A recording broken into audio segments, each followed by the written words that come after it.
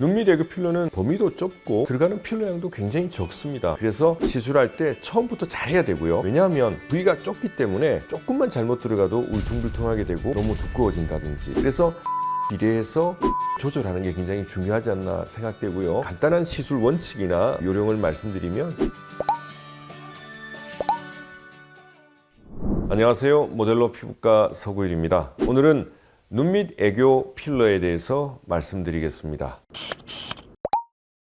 눈밑 애교살은 눈밑 하안검 라인을 따라서 눈둘레 근육이 발달된 사람이 웃을 때 그게 수축하면서 눈밑에 예쁘게 두드러지는 것을 눈밑 애교살이라고 하는데요. 이게 웃을 때 두드러지다 보니까 평소에 웃지 않을 때도 눈밑 애교살이 발달된 사람을 보면 좀 부드러운 느낌이 들고 좀 어려 보이기도 하고, 우리가 쌍꺼풀이 있는 사람을 보면 실제보다 눈이 커 보이는 그런 효과가 있지 않습니까? 이 그림은 코리안 룩을 대표하는 사이보그 이미지인데요. 보시면 얼굴이 작고 계란형의 통통한 볼살에다가 눈이 크고 오똑한 콧대에다가 눈밑 애교살이 발달되어 있죠. 이처럼 코리안 룩을 대표하는 사이보그 이미지에서조차 눈밑 애교살이 대표적인 이미지이기 때문에 아마도 눈밑 애교 필러를 많은 분들이 선호하지 않나 생각이 됩니다.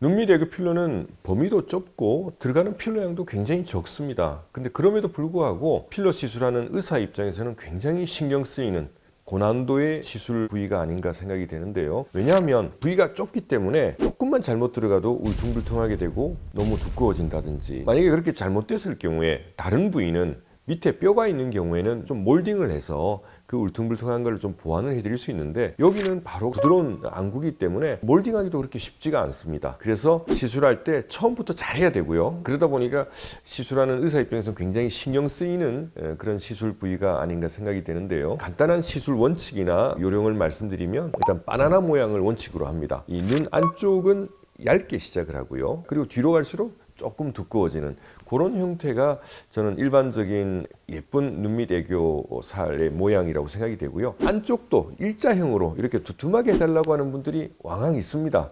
그래서 제가 한 3번쯤 말려보고 그래도 안 들으시면 그렇게 해드리긴 합니다. 해드리는데, 그렇지만 기본적으로는 이 바나나 모양이 일반적이다고 말씀드리고 싶고, 그 다음에 이제 너무 두꺼우면 소위 그 애벌레 같이 보이죠. 저는 항상 다른 필러 시술과 마찬가지로 어떤 비율이 굉장히 중요하다고 생각되는데요. 그 비율에서 제일 중요한 포인트가 저는 눈 길이라고 생각합니다. 우리나라 사람이 외국, 미국에 가서 쌍꺼풀 수술하고 나면 너무 두껍게 어색하게 되어 오지 않습니까?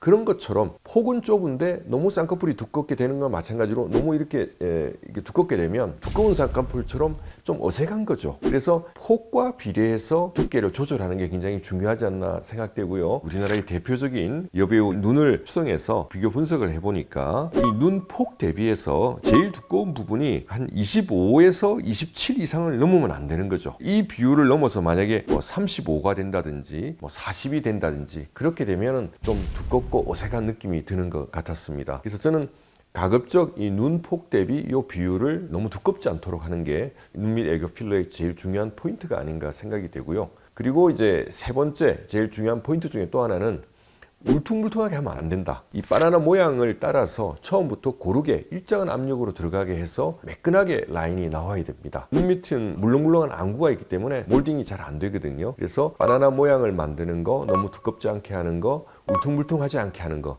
요 3가지가 저는 제일 중요한 시술 포인트가 아닌가 생각됩니다. 이분은 30대 후반이신데요. 보면 워낙에도 눈밑 애교살이 조금 있습니다. 그런데 요거를 티암사 필러를 이용해서 조금 강조를 했더니 훨씬 좀 부드러운 느낌도 들고 어려 보이기도 하고 좀 눈이 커 보이는 그런 효과를 얻을 수 있었고요. 이분은 20대 후반이신데요. 앞광대도 꺼져 있고 눈밑도 꺼져 있고, 그래서 이 눈 주변 전체를 같이 해드렸던 케이스인데요. 앞광대부터 시작해서 눈밑 꺼짐도 해결하고 거기에 추가적으로 눈밑 애교살까지 같이 보완을 해드렸던 분인데요. 보시면 훨씬 좀 부드럽고 생기 있는 느낌을 주지 않습니까? 이처럼 눈밑 애교살이 훨씬 부드러운 느낌, 그리고 좀 어려 보이는 효과도 분명히 있는 것 같습니다. 눈밑애교 필러 하는 중에 여러 가지 부작용이 생길 수 있는데요. 그 중에서 이제 멍이 엄청나게 크게 들 수 있습니다. 속눈썹 라인 따라서 하안검에는 동맥이 하나 달리고 있는데요. 이거를 잘못 건드리게 되면 대형 사고가 나는 거죠. 그래서 이 멍이 조금 드는 경우에는 마스카라를 좀 진하게 한 것처럼 넘어갈 수도 있지만, 심하게 드는 경우에는 안에 흰자에까지 퍼져서 한 달간 고생하시는 경우도 있습니다. 그래서 저는 가급적이면 캐뉼라를 이용해서 하고 있다, 그 말씀드리고 싶고요.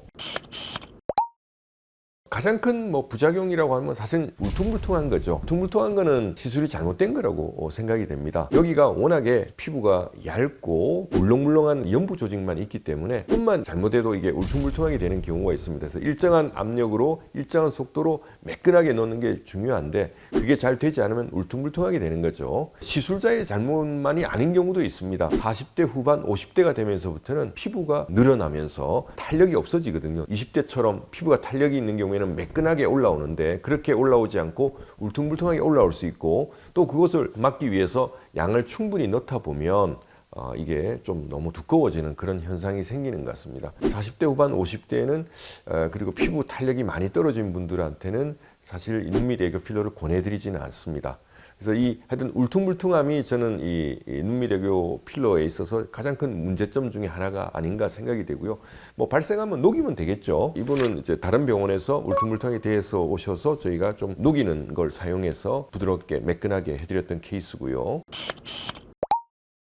그 다음에 흔히 볼 수 있는 부작용은 너무 두껍게 되는 경우입니다. 눈 폭에 비해서 이게 너무 두껍게 된 경우에는 많이 울고 나서 다음날 눈이 퉁퉁 부은 것처럼 보이지 않습니까? 그래서 약을 이용해서 부분적으로 녹여드렸던 케이스입니다. 이게 액체이기 때문에 사실은 조절하기가 참 어려워요. 퍼지기 때문에. 그렇지만 녹이는 약의 농도와 용량을 조절해서 주사를 하면 지금 이분처럼 재시술하지 않더라도 보완을 해드릴 수 있고요. 제 기준에는 지금 사실 더 녹였으면 좋겠는데 본인이 그냥 자기는 이 정도 두께는 있어야 된다, 이렇게 주장을 하셔서 더 녹이지 않았던 케이스입니다.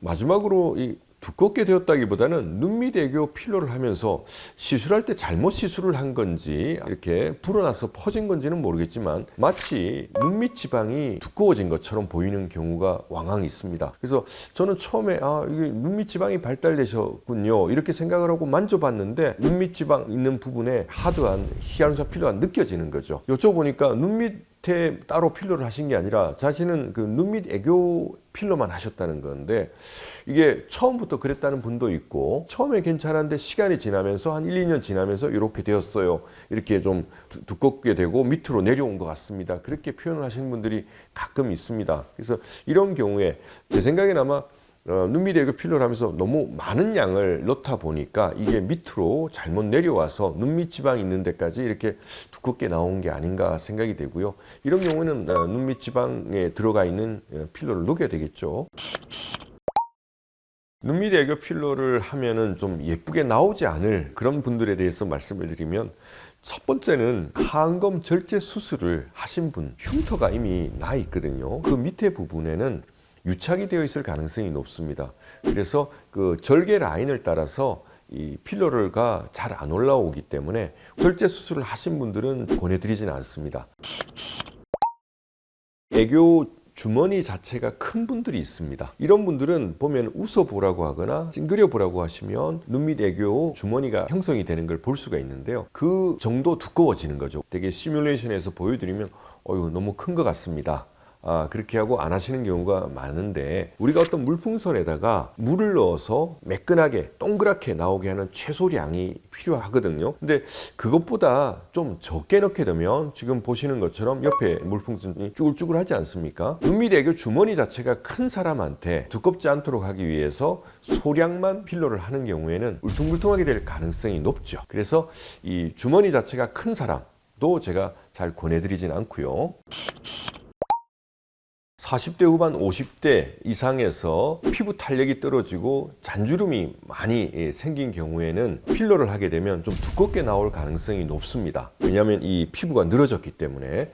그래서 40대 후반 50대 이후에 피부에 탄력이 떨어지고 주름이 많이 생긴 경우에도 제가 별로 권해드리지는 않고요.